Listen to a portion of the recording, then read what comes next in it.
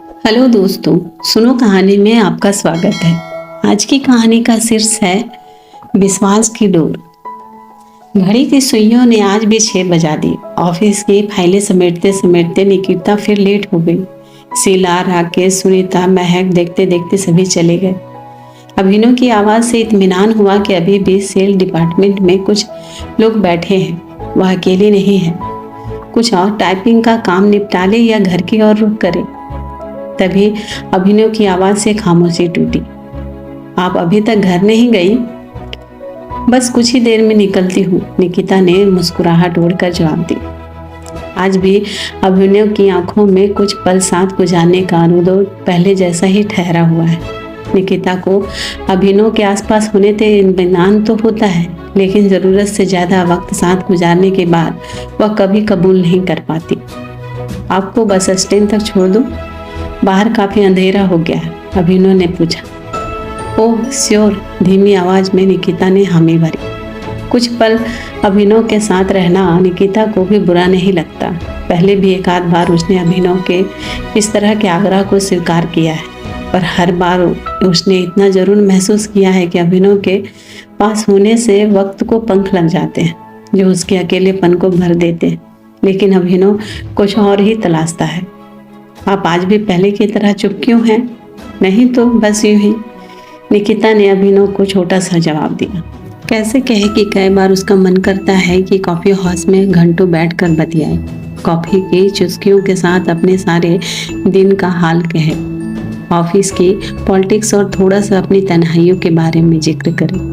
अभिनव को खास शख्स की श्रेणी में वह कभी नहीं रख पाई। उसके साथ कॉफी पीना कैसे रिलैक्सिंग हो सकता है? उससे उम्र में छोटा है। 24 घंटों कैलकुलेशन से घिरा सेल्फ फील्ड का बंदा जाने उसकी भावनाओं से भरी बातों को कितनी गहराई के साथ समझ पाएगा। जो समझता है वह दूर रहता है।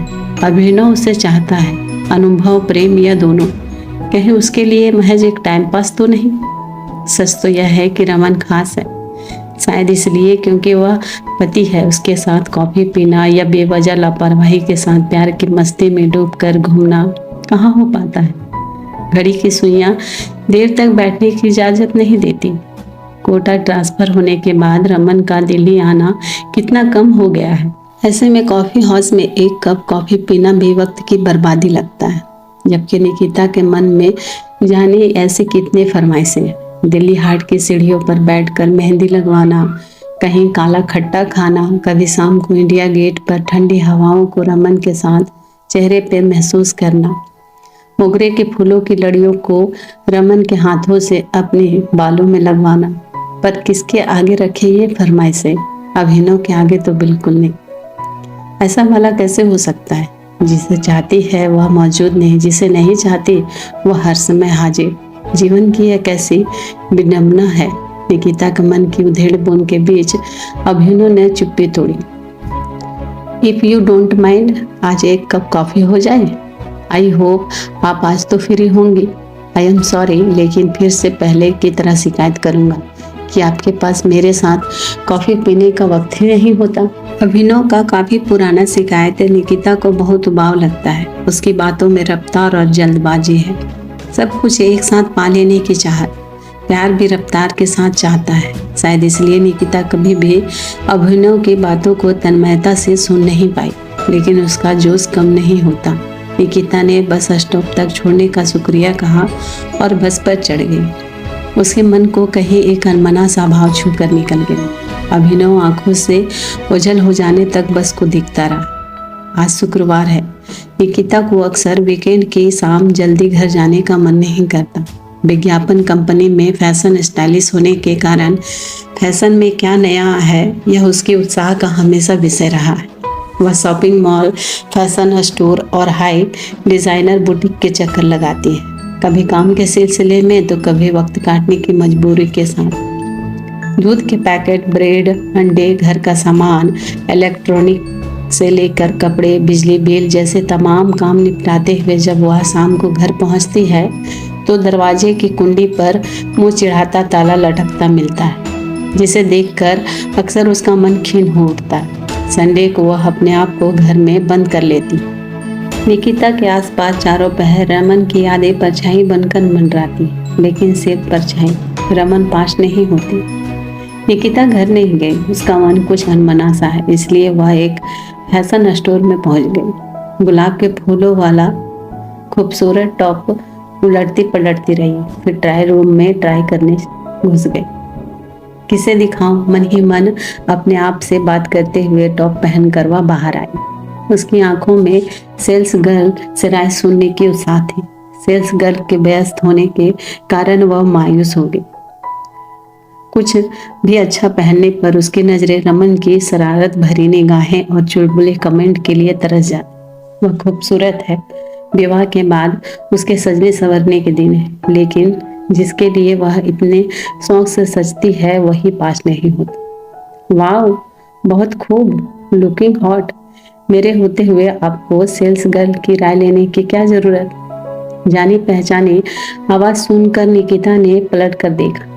अभिनव को फैशन स्टोर में देख वह चौंक गई। तुम यहाँ भी चले आए? क्या करे, आपकी खामोश आंखों ने काला जादू जो कर दिया है। आना ही पड़ा मैडम। आप इजाजत दे, यही टॉप आपको उपहार के रूप में दे। ना, बिल्कुल नहीं। हंसते हुए निकिता ट्रायल रूम में वापस चली गई। रमन के प्यार के एहसास से भरी पूरे रहने की वजह से अभिनव के अनगिनत मौन निमंत्रण और उपहार कभी स्वीकार नहीं कर पाई वो। लेकिन अकेलेपन की सच्चाई भी एक ठोस सच है जिसे वह चाहकर भी झुठला नहीं पाती। फिर ऐसे पलों में अभिनव की बहकी बहकी बातें मन की हाथों से फिसलने जैसा लगता। टॉप बदलते उसने सोचा, आज अभिनव के कॉफी पीने के अनुरोध को स्वीकार कर लेती हूँ, क्या हर्ज है। पर उसके प्रेम निमंत्रणों से बचना मुश्किल है। मुझसे कुछ और ही चाहता है। क्या मैं उसे ऐसी लगती हूँ? क्या मैं उसकी चाहत पूरी कर सकती हूँ? शायद नहीं। रमन के प्यार की लक्ष्मण रेखा को पार कर पाना मुमकिन नहीं। क्या यह सिर्फ रमन के प्यार की लक्ष्मण रेखा का सवाल है, या यह मेरे अपने प्रेम और समर्पण की परीक्षा है, और मेरे अपने वजूद की सच्चाई भी। ट्रायल रूम से निकिता बाहर निकली तो देखा अभिनव अपने दोस्तों के साथ शॉपिंग में मस्त हो गया था।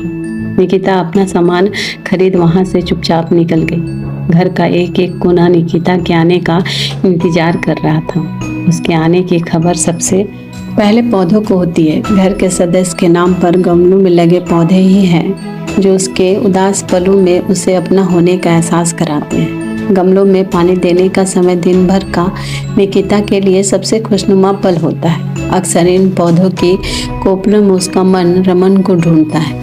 रमन पास हो तो देखे कि निकिता के मन में उनको लेकर प्यार के कितने कोपले एक साथ हमेशा खिलने को तैयार रहती हैं।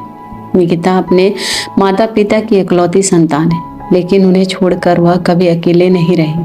पर रिटायरमेंट के बाद माँ बाप बेंगलोर जा बसे और फिर रमन से विवाह के कुछ महीनों बाद ही उसका ट्रांसफर कोटा हो गया। ट्रांसफर को रोकने की काफी कोशिश की, पर शायद उसकी किस्मत को यही मंजूर था। निकिता ने प्रेम विवाह किया था। प्रेम तो आज भी है, पर विवाह का सुख नहीं।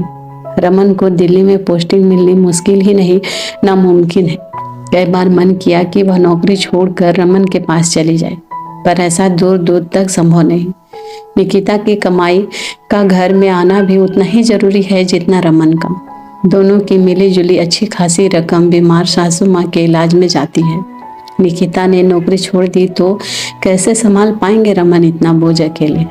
धैर्य रखने के लिए उसको समय समय पर रमन से आश्वासन की जरूरत होती है, लेकिन स्टडी फोन कॉल्स में घुसता आश्वासन उसे अंदर ही अंदर खोखला महसूस कराता है। मोबाइल मैसेज के रिंगटोन से निकिता का ध्यान टूटा। अभिनव के मैसेज से उसके चेहरे पर मुस्कुराहट लौटी, लेकिन अगले ही पल त्योरियां भी चढ़ी। महीनों हो गए हैं अभिनव के मिस यू मैसेज पढ़ते और कॉफी के अनुरोध को ना करते। फिर भी मन के किसी कोने को यह अच्छा लगता है। ऑफिस के इंटरकॉम से किए गए अभिनव के फोन कई बार निकिता के मूड लिफ्टिंग का काम करते हैं। आज शनिवार है, बहुत दिनों के बाद आज बारिश हो रही है। मौसम में ताजगी घुल रही है। निकिता के पास आज बारिश की मीठी बूंदों को महसूस करने का समय भी नहीं है। परेशान है, उसका कभी ब्रेकफास्ट न्यूज़ सुनने का मन नहीं करता, लेकिन सुबह हुई तेज़ बारिश से दिल्ली के जाम और डाइवर्सन पर एक नज़र दौड़ाने के लिए उसने न्यूज़ देख लेना ज़रूरी समझा। 2 बूंद बारिश हुई नहीं कि दिल्ली का जीवन अस्त व्यस्त हो जाता है। बस स्टैंड तक जाने के लिए रिक्शे की प्रॉब्लम होगी, कमला को भी नहाने का बहाना मिल जाएगा, झाड़ू पोछा बर्तन टिफिन सभी कुछ करके ऑफिस के लिए जाना, वह भी बिना रिक्शे के।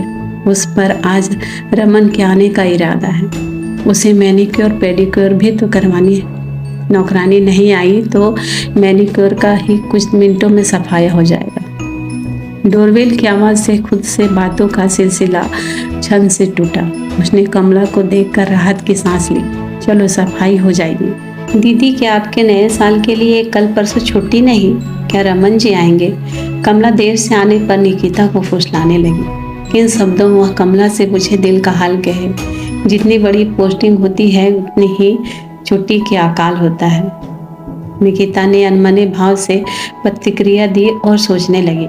गुनगुनी धूप में चादर बिछाकर बैठना और गर्मा गर्म इडली चटनी और अनानास के स्लाइस पर चाट मसाला छिड़क कर खाना, मोबाइल पर पुराने गीत और उस पर रमन का मद भरी बातें, अगले साल साथ रहने का वादा, शायद मुझे बहलाने भर के लिए। सचमुच वक्त कैसे बीत गया, लेकिन वादा पूरा नहीं हुआ। समय जैसे ठहर कर जम गया है और जमे हुए समय की यह चट्टान ना तो कहीं से पिघलती है ना टूटती है। बस टूटती थी तो निकिता। धीरे धीरे तिल तिल पिछले 2-3 सालों से ठहराव का यह एहसास बराबर बना हुआ है। तीखे होते होते जैसे असहाय हो गया है। गर्मी, उमस और आलस से भरे बेहद लंबे उदास दिन, बरसात के तूफानी रात, शिशिर की धुंधली शाम और दिवाली की अमावस्या उसने कैसे इस बार बिताई है केवल वही जानती है। ट्रेन लैंडलाइन के फोन की घंटी, यानी रमन का फोन। रमन के फोन का अंदाजा लगते ही निकिता का चेहरा चंपा सा खिल उठा। अरे रुक कमला, तुम मत उठा, मैं ही उठाऊंगी। Hello, good morning. आज सुबह सुबह कैसे याद किया? तेरा ख्याल है, तेरी ही आरज़ू है मुझे। तमाम दुनिया में सबसे अजीज तू है मुझे।